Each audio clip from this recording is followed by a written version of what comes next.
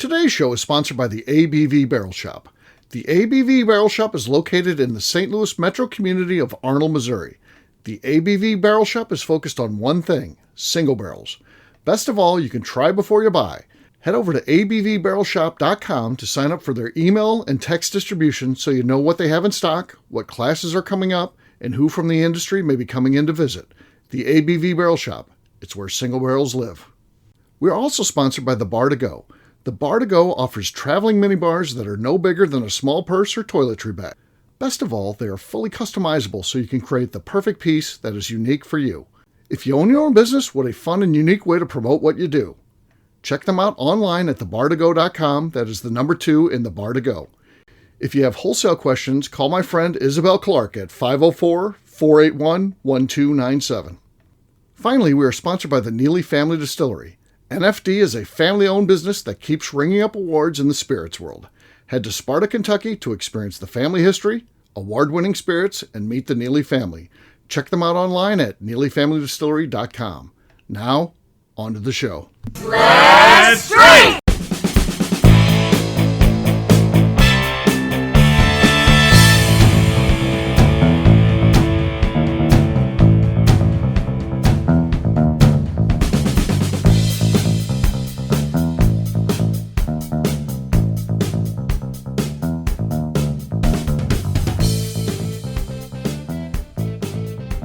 Welcome to the Bourbon Daily, the podcast about everything bourbon delivered to you every day of the week.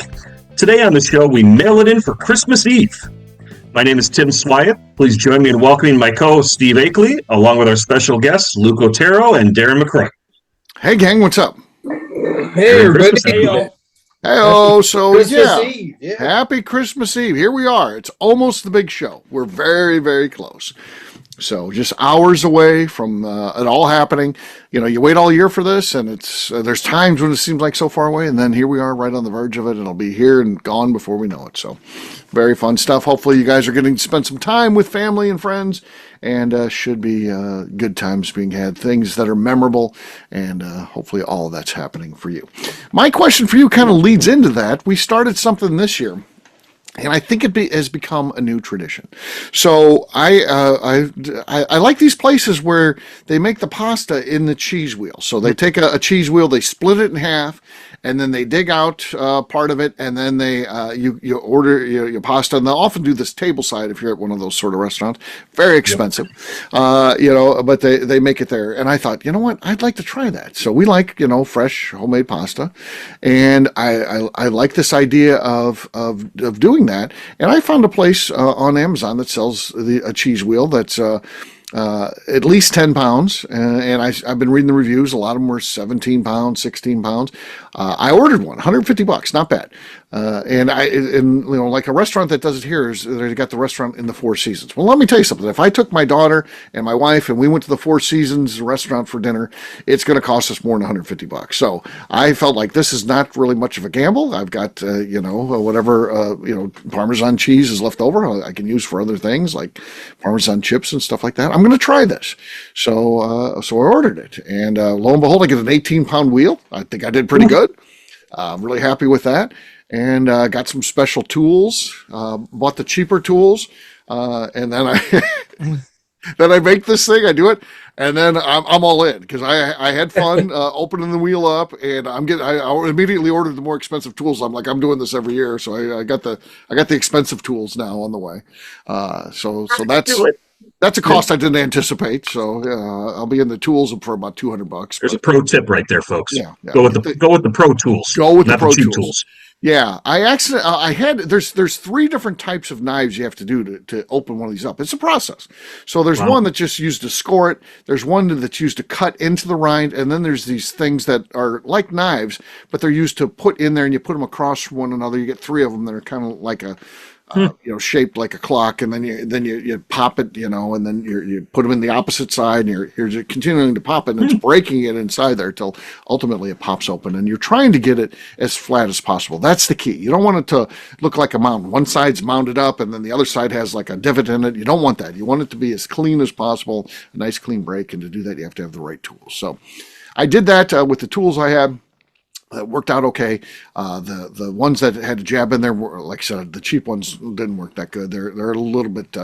One of them's like bent because you got to twist it and Really getting in there. Yeah, you got to put some force on. But I did get it open. I got it open pretty clean, and then you dig out like a bowl basically in one of the sides, and we made pasta, and then sauced it, and you flame it in there to create almost like a paste that's in there, and then you do put a little sauce across the top, so you've got this combination then of the sauce that's at the bottom, that's made from the flame, and then you've got the sauce that you put in there. You're mixing it up in there, and then you serve it.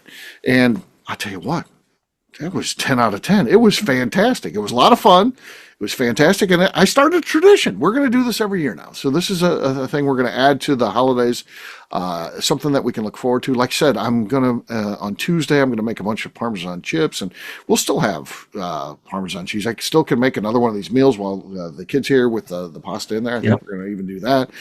So I think ends up being not a bad deal, but it's one of our holiday traditions. We have several. I just wanted to ask you guys the question that comes out of all this. Do you have any unique traditions for the holidays? Things that you only do this time of the year? And I'm not talking about just getting together with the family. I'm talking about things that you do, whether it's like making certain candies, or are there foods that you cook that you only cook at Christmas, and you're like, it's a production, or it's a group activity where you get the family involved. I'm just asking those sort of things. Do you guys have anything like that? Traditions that you do this time of the year? We do. Okay. Just on Christmas Eve, we have our traditional New Mexican meal, which is pozole, red chili, chili rellenos, tamales, and basically that's it, because that's a lot.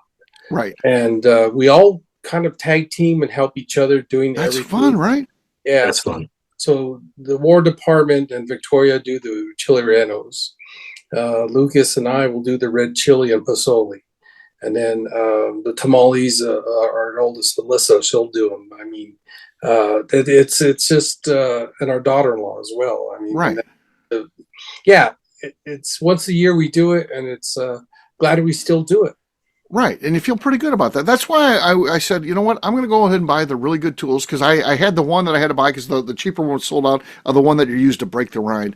And that thing, it was like, this is really nice. I could tell a big difference between that and the rest of the tools. So I upgraded on all of them. And like I said, it cost me like $200, but I thought, you know what? If we're doing this every year, it's a tradition. I love the idea at some point Kat gets those tools and she's doing it with her family. And at some point that'll get passed on to a generation after that. They'll have the cheese. I like the idea of starting something like that. And I just want to make sure I'm doing it right. So, yeah. Oh. Good for you.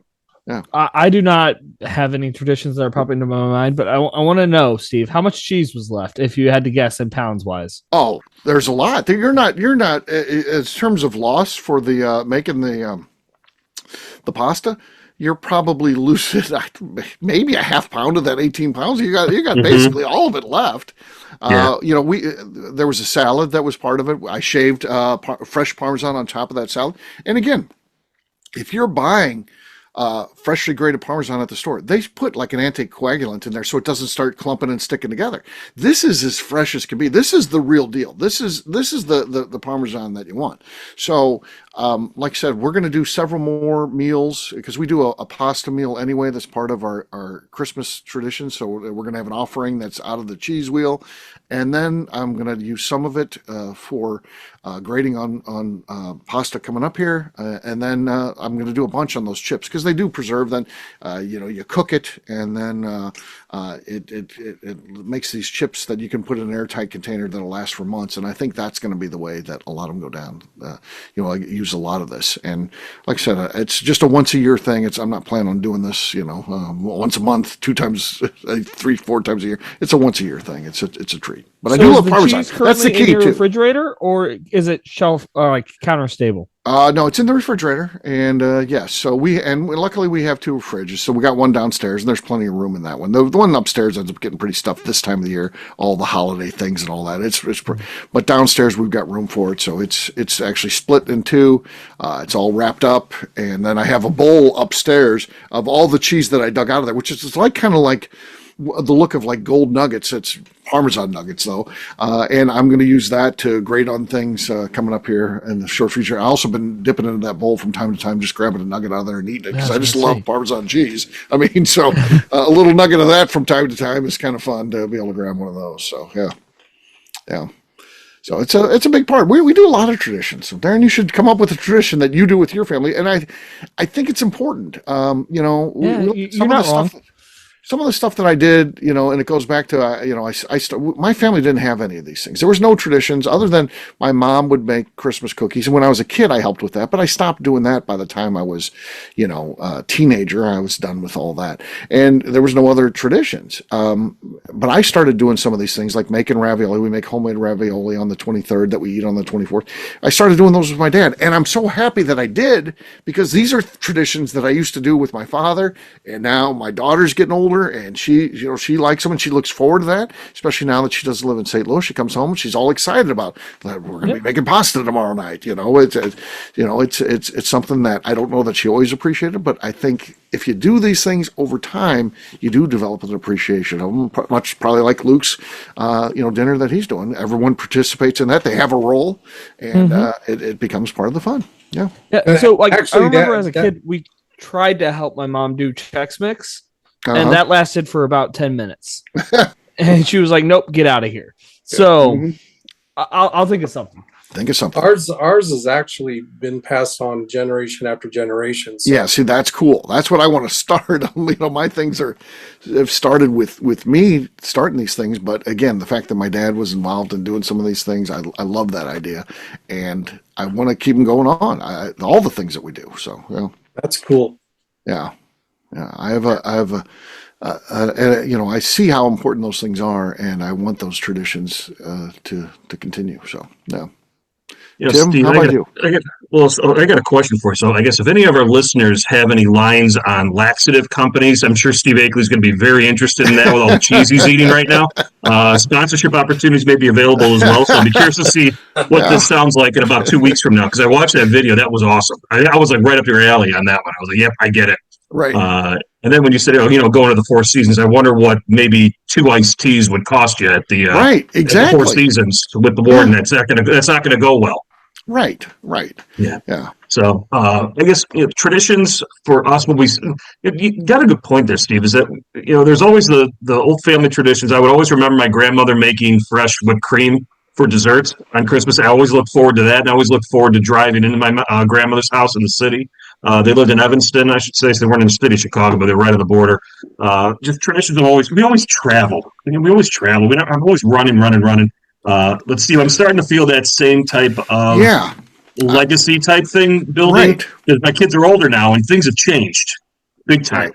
So it's like we always had to open presents Christmas morning because that's when Santa Claus came. Well, they finally broke me down 2 years ago.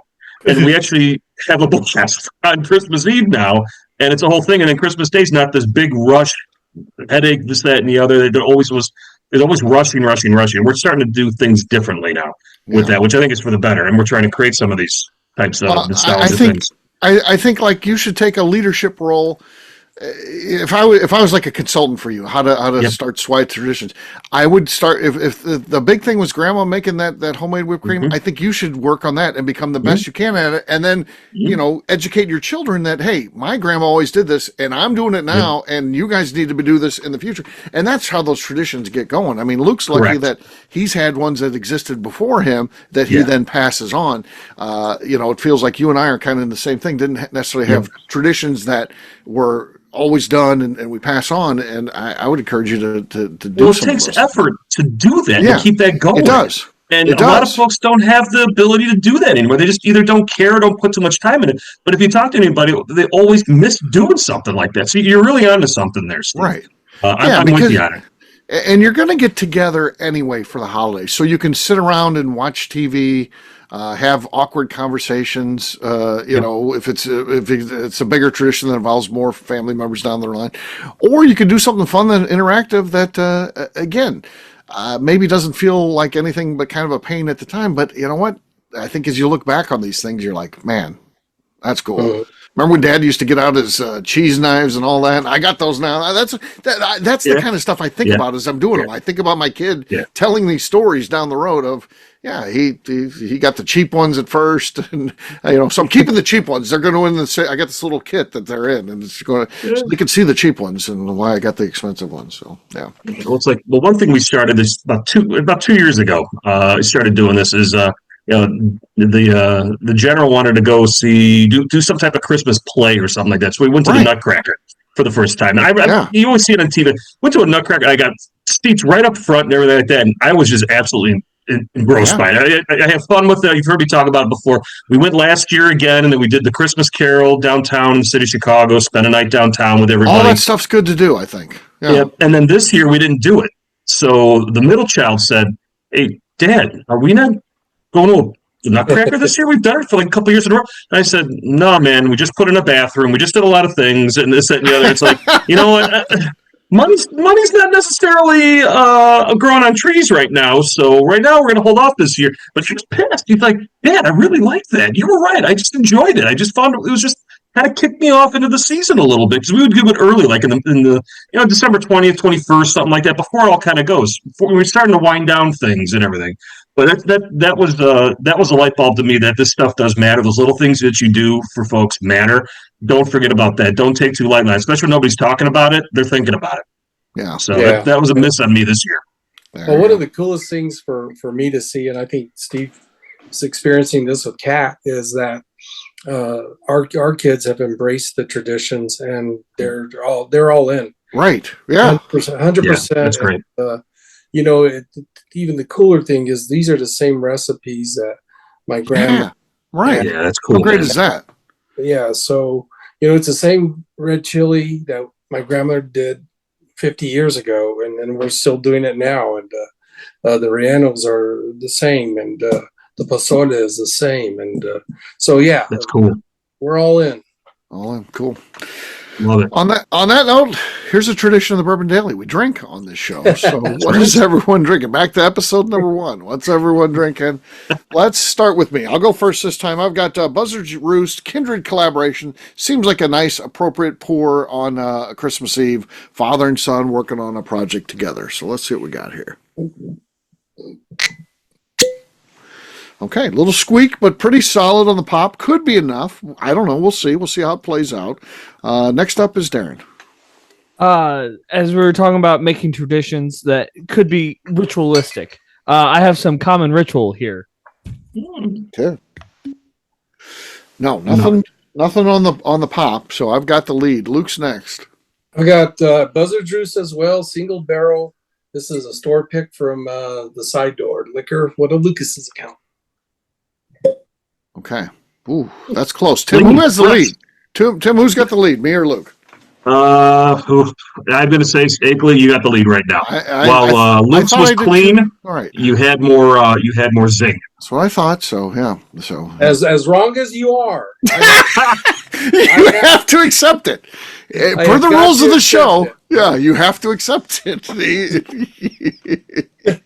Luke knows the rules. He's been doing this long enough with me. He knows the rules. When you throw it to a judge, you have to live with it. So it's just, that ends there. So I'm still waiting for the judgment from when I beat Steve twice.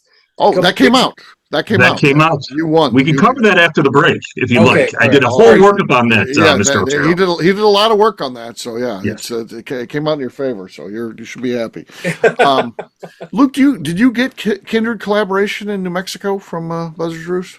No, we didn't. We just got it in Missouri, so it's really good. So I don't know if you tried it or not, but it's fantastic. We'll be revisiting a lot of their new expressions, and the turn of the year.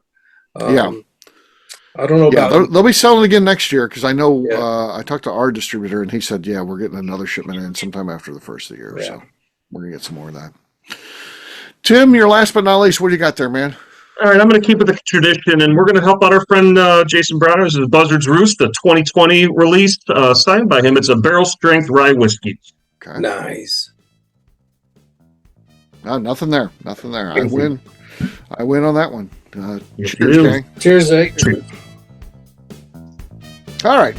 We'll take a quick break, and then when we come back, we're continuing to mail it in. It's Christmas Eve, folks. We'll do that in just a few.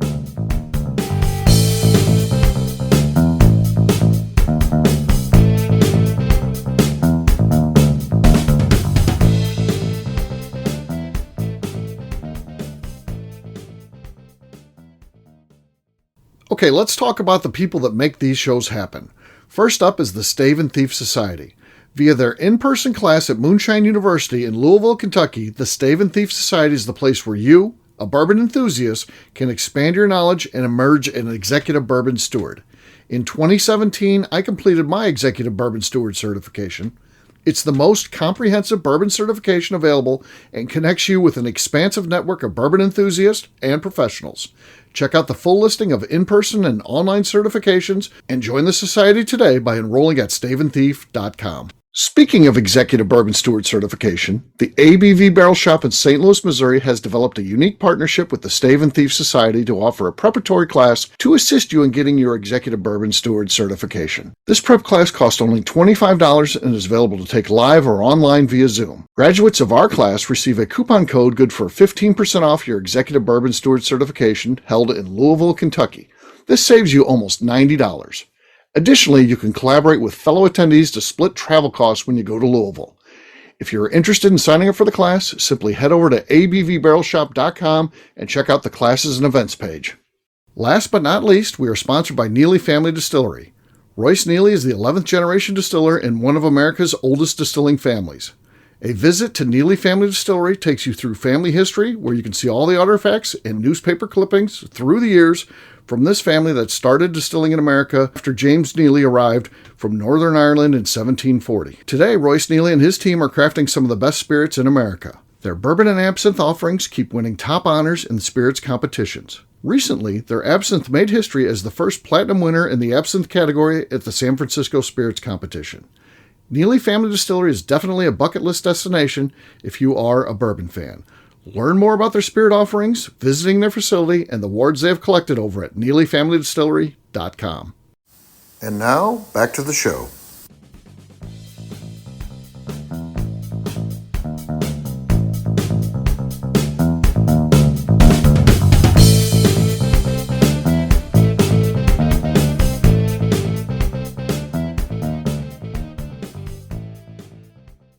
This is New Guy. To set the record straight, all my cookies are made from scratch, not slice and bake. And you're listening to the Bourbon Daily. Welcome back to the Bourbon Daily. Today we are talking and mailing it in for Christmas Eve. Yes, we are. So it's Christmas Eve, and we're just mailing it in. Tim said there's something he wanted to talk about. I don't know if this is Christmas-related, unrelated, bourbon-related. What do you got, Tim? Well, we should get some formal business out of the way with Luke Otero's appeal on a prior court pop a couple episodes. So if you're a member of the Crew Club on December 13th, the verdict has been decided on. Luke, I'll just read verbatim for you. The Bourbon Daily Appeals Forum has received a formal grievance from Luke Otero via LinkedIn within the appeals window set forth by the Court Pop Challenge bylaws. This appeal will cover both shows 2973 and 2981. The final review of show 2973 concludes that Steve Akeley won that court pop.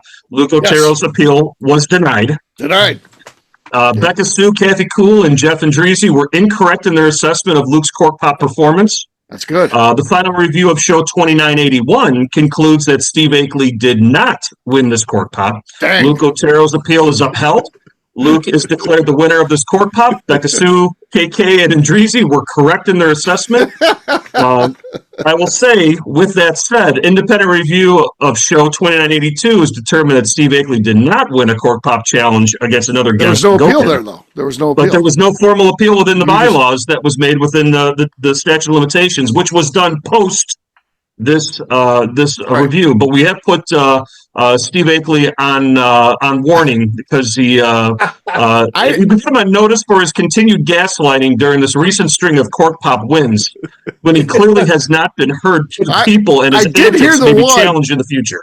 I did hear the one you're talking about that wasn't appealed or anything. And who was that who lost that? I was Andresi, right? That was it Gokin? Or Gokin. Yeah, it was Gokin. Yeah. I listened to that one. He clearly did win it. but the record stands forever that I won that because he didn't appeal at the time when he had the right to do so. He didn't exercise second time on the show. Got to stay with it, Gokin. Yeah. Yes. So he didn't exercise his right. So I appreciate the judgment rendered by the appeals court, and I will abide by the decisions and enjoy my victory on the second one. So thank you, appeals court. There you go, Luke. Yeah. So with that final business out of finally in order and everything's set right again. What I wanted to talk about is one of the things I'm starting to bring up is going to see a number of either artists of Christmas music or holiday music, and trying to find them and go see them. So I know, Steve, you've seen a couple things. I'll let you talk about that during the season.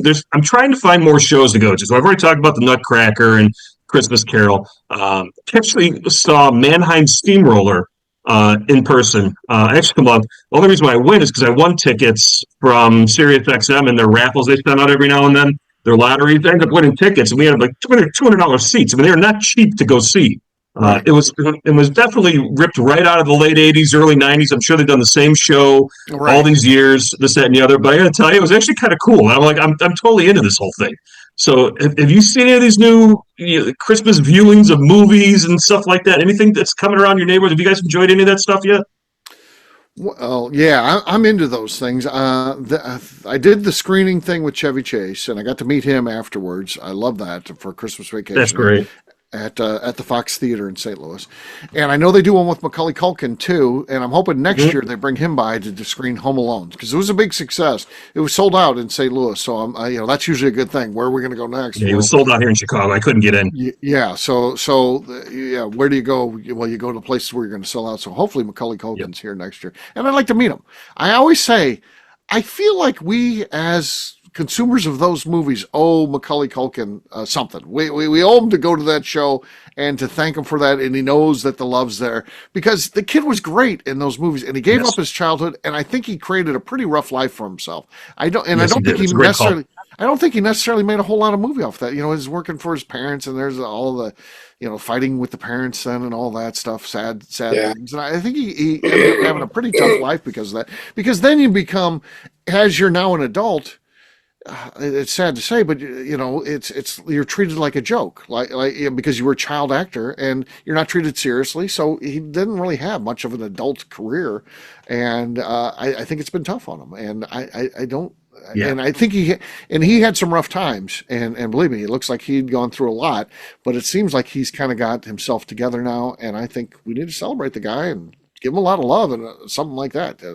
Round of applause. I'd like to meet him afterwards. I'd pay for the VIP treatment again, and I'd like to just tell him thank you for doing a lot of Uncle Buck. I mean, that's a classic, and Home Alone. And yeah, it was I think it's cool. Yeah. So. Well, how was it meeting Chevy Chase? Was he a real dick? Or was he, that's what everybody says. Was he hammered? No, he was a dick, like a real prick. He was funny. I mean, on stage, he was really funny. He's also 81, so he's also pretty old. That's we're getting the old Chevy now. So maybe some of that bite has been taken out through the years, and he seemed to be in a place where he's appreciating the fact that people appreciate that. You're in it's a screening where people love that movie, which is the ideal situation. And there's a lot of love for Chevy at that thing, so I think he felt that, and he's there with his wife, so it's kind of a fun gig for him. I think it's a good gig. He gets to pick and choose what cities he wants to go to, and his wife's there with him, and I think he had fun. He looked like he was having fun, and that's all you want when you go to something like that. You want somebody. It doesn't feel like you don't want to feel like, well, he's forced to be here because he needs money. He just seemed to be up there having fun and enjoying the fact people love the movie and he was making us laugh. I mean, he's awesome. Chevy. He's Chevy. I mean, he's a funny guy. So yeah. And he said some shocking stuff, which is awesome. That's what you want. Yeah. Can you talk about I was thinking more of Home Alone. I was thinking because I always laughed at the characters in there, because you've seen Randy Quaid just go off the absolute rocker with that one. A lot of the co-stars went off the rocker. I think the only one is Jason, what's his face from what's that stupid show with all the dorks? Jason Galdecki or something like that. Yeah. That guy. That guy seemed to have his life together. Yeah, he seemed like a normal decent kid. He gave a lot of insight because the audience asks the questions. You ask it beforehand. You send in. They have like a screen up. Ask a question, and that's the questions that they asked while they're there. So it's not like it's all prepared for it. He's doing canned answers to things. It's questions that are asked there, and it's kind of cool. And but he talked about things like that, like who was his favorite Rusty and who was his favorite. That's cool. What's the other one? What's the daughter's name? I forget. Audrey. Yeah. So he talked about who his favorites were because they were just thrown in there. The kids are not necessarily. Sometimes Rusty's older, sometimes Audrey's older. It just depends. Correct. And but he talked about that. Talked about Randy Quaid. He did a whole thing on Randy Quaid and talked about he's a great guy and actually a lot different than the character. You think that when he's like that, you assume that that's how he is in person. He's like, no, he's actually pretty quiet. Dedicated to the craft of making people laugh and that. So I don't know. I mean, again, Randy's had his issues certainly in the last couple of years, and but he talked about he's a good guy, and so I liked hearing that. That was fun. So yeah. Well, we like looking for those opportunities to do those special showings, or whether it's a musical or the Rockettes when we were in New York. I mean, we like that kind of stuff. And as it turns out, Tim, last night at the Lenzik Theater here in Santa Fe, which is an old classic theater, Christian Chenoweth performed her Christmas program. And so the Ward Department, my oldest daughter, Alyssa, and myself, we went, and it was an incredible show. If I go to these things, I have to have the best seats. So we're front row. Yep. I'm the same way. At this age, I got to have the best seats. Exactly. Christian Chenoweth, I could reach out and touch her if I wanted to, but I didn't. I don't think you'd be sitting here right now. Yes, you'd be escorted out pretty quickly now. Yeah, I would recommend that. But she put on quite a personal type of show. She sang some classics. She sang some of her old stuff. She sang some covers that she's made really big, marks on. And then she just told little stories in between, which made that personalized. It seemed like that's a great evening when they start doing some of that. Yeah. It's like a storytellers type thing. I love that. Tell me stuff about the song. Yeah. What we all hear a song is and versus what it was really about are two different things. You may hear certain lyrics and you're like, well, it's not what that was about. Surely be played at a wedding. It's like, And then the Lenzik Theater is such a classic theater that there's, I think, maybe only 250 seats. So it was, there's not a bad seat in the house, but once again, we had front row, like Steve said. You got to have the best. That's how we do it anymore. Yeah, if we're gonna do it, we're gonna make sure we get good seats. Darren, how about you? He's a younger guy here, a little bit different. Younger guy who's very bad at pop culture, and I watch movies. I like movies, but I don't seek them out. Besides a couple movies, but I think I have two reasons for why I'm this way. But I think I am more of going to see Christmas lights person than going to see the shows. Yep. Partially because the shows, when they book them, I don't plan things far out. It doesn't work in my life. I don't like doing that. It just provides me stress. Do everything by the seat of your pants and you'll be fine. But the lights you can all go see. So this next week before I leave for Kentucky, I'm going to the zoo wild lights and the botanical garden wild lights, and walking around there fun. Is my Christmas events. I look out. You going to AB at all? Maybe. I got lit there last night, so yeah. Yeah, I love that picture. I know. This tree's not the only thing that's lit. Well, see, what I liked about that was we went with my niece Tessa. So it was the warden, my daughter Kat, and then my niece Tessa, my brother-in-law, my sister-in-law. And I love being the cousin Eddie because I want, again, I'm always thinking about legacy and what people are going to think. So I want my niece Tessa to think that's my. I remember that time we went to the Bud Light Christmas show, and Uncle Steve was there, and he's all lit. And That's what I want. I start thinking about that. I mean, I got to give her the stories. How I'm going to live on forever is passing down of stories. Yeah. So I want that stuff to happen. So yeah, she got to see me having just fun, being a goofball. Yeah. Yep. Yeah. Oh, I'm totally with you on that, Steve. So I got the chance to go see my niece's basketball game. Right. 4th grade girls basketball. It was an absolute dumpster fire.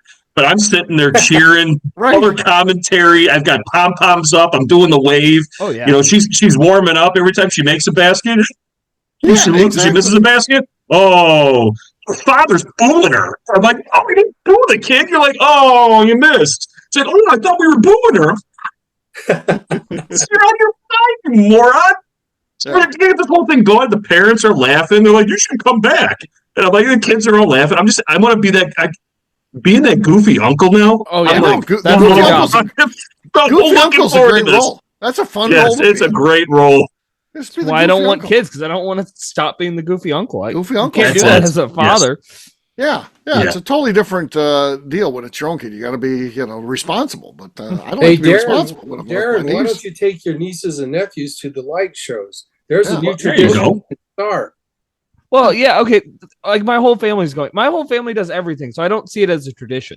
Oh, okay. We kind of do everything together. So all right, that's a tradition. We're definitely going with the kids.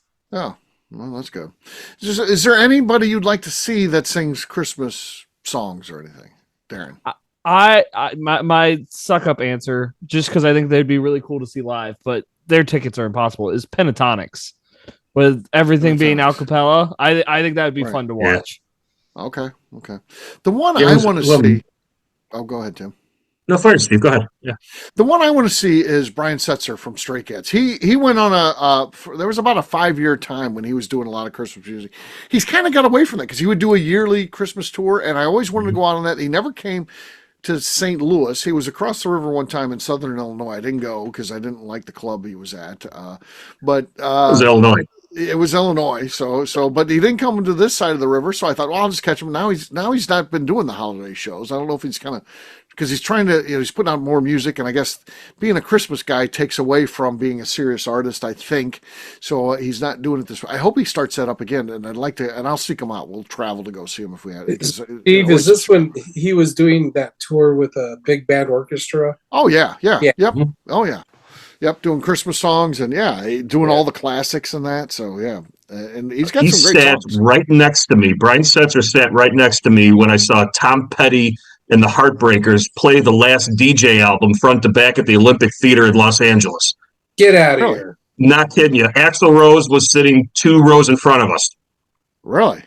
It was satellite broadcast. Right when satellite was probably 2003. Something like that. Setzer, it was unbelievable. We had a whole conversation about the big band orchestra and everything like that, what he was starting to do and stuff. He was a really cool dude. Yeah, I like that guy. Yeah, he was a cool guy. He's a good guitarist too. So yeah. Okay. Yeah, the one I'm starting to get I like Axl Rose too, by the way. As I know more about him, we hated Axl Rose for a while in St. Louis because he started a riot here at yes, he did. What we call Riverport, and then he in the notes, the liner notes of the album following that, he put F St. Louis because he got arrested for that. He got found guilty, but then got the slap on the wrist. Got just probation or all the damage and all the stuff, that destruction that happened, and he just walks away clean. And I hated that guy, but now that as he's gotten older, he's kind of mellowed, and I actually like him now. So I'm excellent. Well, he looks like Mama Fratelli from the Goonies. You can't tell the difference. What was it? I was watching something that I did not know this, that Axl Rose was a huge fan of Nirvana. Talked about Nirvana a ton. Says they were great. They actually influenced him, changed some things, how he would do things, and Kurt Cobain shit all over him. Said, you're not the type of people we want following us. You're Axl Rose. You're done. We don't believe it. Come on, Kurt Cobain was no saint. But right. It was interesting how I never thought that Axl Rose actually gave credit to anybody because that's just a persona unless you read about it. And he actually was. Hey, it is what it is. I think he is actually. Again, he always just seemed like a wild child. Yes. Very emotional and but I think he's actually a good guy. Actually, again, I try to look at those things. What are they really like? I actually think he's a decent guy. So yeah. There's one I want to. I don't know if you've seen. You were Lindsey Sterling. Lindsey, yes, Darren I know. Lindsey, I've been downloading some of Lindsey's music this year. She's part of the. Lindsey Sterling is a total millennial type thing. She's a violin player. She was on. What was she on? America's Got Talent, and they crapped all over her and kicked her off, and she's now some multi-million-dollar artist and everything like that. She's kicked out. I'm a big instrumental fan of like Christmas and holiday music. I do too. And the touches she does on some of that stuff is like. I mean, it gets emotional. She brings a new flair to a lot of that music and a lot of those older hymns and stuff like that. She really pops on what she does in her own creative work. I'd love to go see her live and perform that somehow. If she comes around. Yeah. So.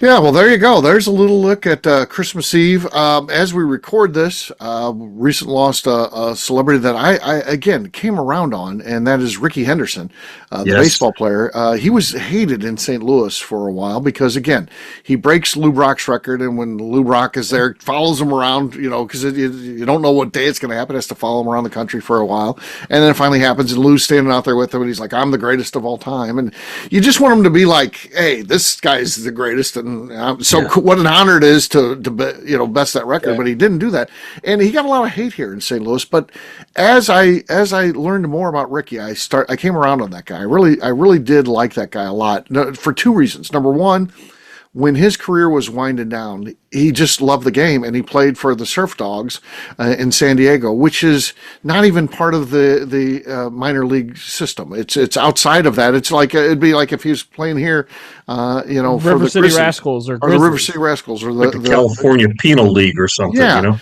Yeah, so he just did that because he loved the game. He just wanted to keep playing. Didn't want it to end. So I thought that's pretty cool. The guy because most of them don't seem like they actually love the game. They love the money, and they seem like at some point they actually kind of despise the game. But they need to do that because that's how they make their money. So he was not like that. And number two was the guy married his high school sweetheart, and as he dies, that's who he's with. He's got 3 daughters. He's a family man. And to me, if you're a good family man, you're my people.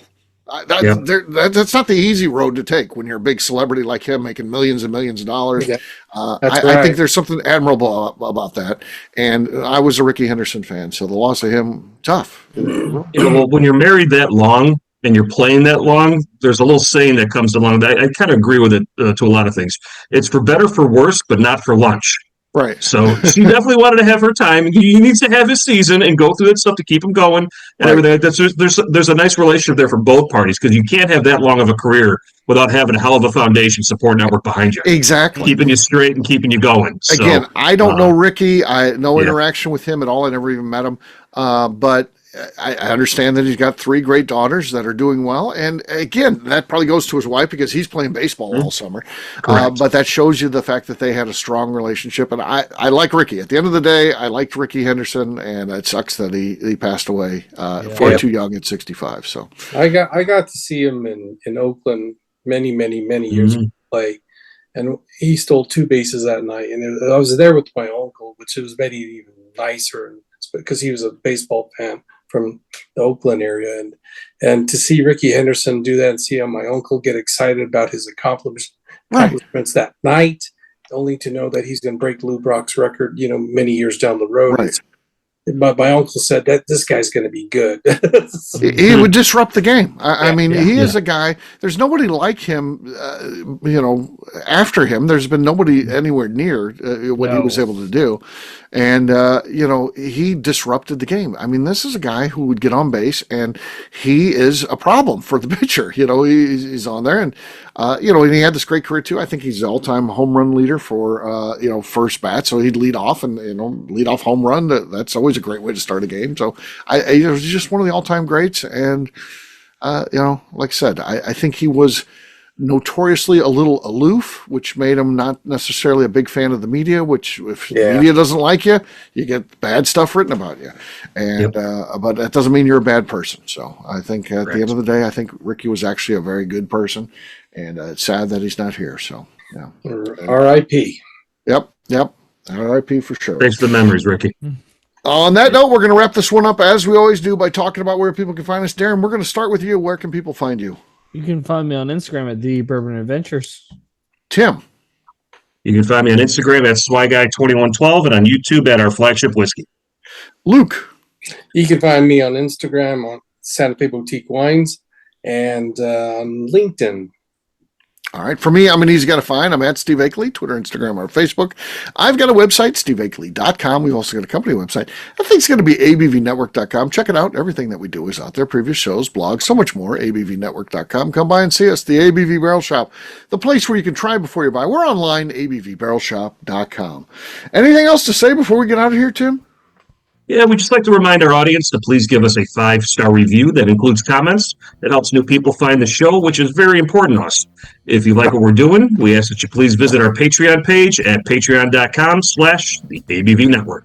Great job today, gang. For our audience, we'll have a brand new show for you tomorrow. Looking forward to that. Until then, take care, everybody. See ya. Bye, all. See you, everyone. Merry Christmas. On Earth.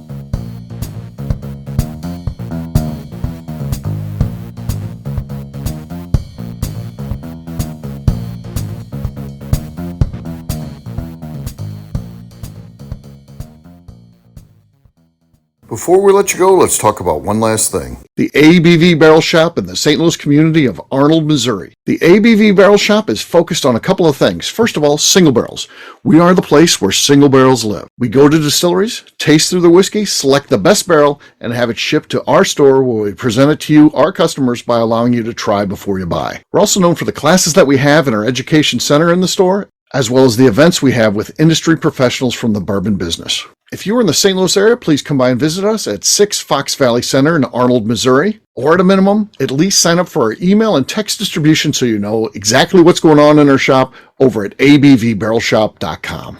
This is Steve Akeley, owner of the ABV Network, signing off. We thank you for listening to our programming and truly appreciate your support. The Bourbon Daily is part of the ABV Network. For more information or to become a sponsor, please visit abvnetwork.com.